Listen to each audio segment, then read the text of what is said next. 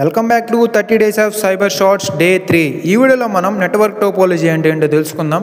వీడియోని లైక్ చేసి లాస్ట్ వరకు అయితే చూడండి గైస్. నెట్వర్క్ టోపోలజీ అంటే ఇది ఒక లేఅవుట్ అనమాట. ఫర్ ఎగ్జాంపుల్ ఇప్పుడు మనం ఏదైనా ఒక బిల్డింగ్ని కన్స్ట్రక్ట్ చేసే ముందు బ్లూ ప్రింట్ అయితే గీస్తాం. అండ్ అలాగే ఏదైనా వెహికల్ని డిజైన్ చేసేటప్పుడు ముందే ఒక బ్లూ ప్రింట్ని గీస్తారనమాట. అది ఎలా ఉండబోతుంది ఏంటి అనేది. సో నెట్వర్క్లో కూడా మనకి టోపోలజీ అనేది బ్లూ ప్రింట్ లాంటిది గైస్. అంటే నెట్వర్క్లో ఒక డివైస్ ఇంకొక డివైస్కి ఎలా కనెక్ట్ అవుతుంది, ఆ స్ట్రక్చర్ని డిసైడ్ చేసేది మనకి టోపోలజీ అనమాట. అండ్ అలాగే మనకి ఇక్కడ నెట్వర్క్లో నెట్వర్కింగ్ డివైజెస్ కూడా ఉంటాయి కదా.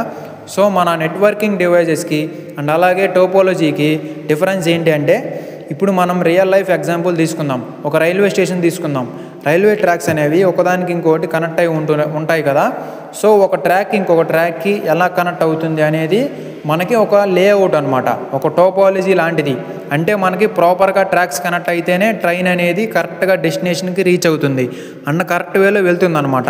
అండ్ ఇక్కడ మనకి నెట్వర్కింగ్ డివైజెస్ ఏంటి అంటే, ఏవైతే రైల్వే స్టేషన్స్ అండ్ అలాగే ట్రైన్ సిగ్నల్స్ ఉంటాయి కదా, అవి మనకి నెట్వర్కింగ్ డివైజెస్ అనమాట.